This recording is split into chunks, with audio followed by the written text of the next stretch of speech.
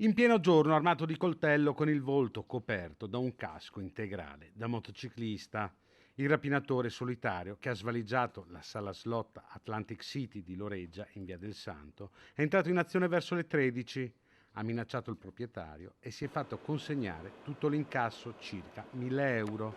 Un'azione fulminea. L'uomo ha puntato la lama contro il titolare cinese e gli ha intimato di consegnare i soldi che aveva. La vittima non ha opposto resistenza e ha tirato fuori il denaro.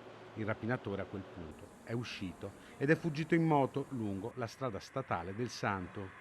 Sul posto sono giunti i carabinieri della compagnia di Cittadella che hanno già acquisito le immagini delle telecamere di videosorveglianza del locale per cercare elementi che possano portare all'identificazione del rapinatore. Nel frattempo le pattuglie stanno monitorando le strade dell'Alta Padovana.